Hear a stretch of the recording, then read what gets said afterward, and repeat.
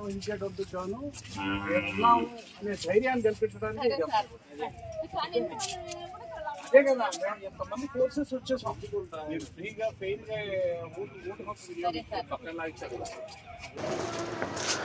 ఈరోజు రాబోయే సార్వత్రిక ఎన్నికల సందర్భంగా మా సిపి గారి ఆదేశాల మేరకు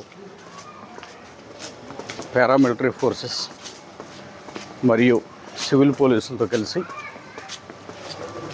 కరకట్ట అవుట్ ఏజెన్సీ ఏరియాలో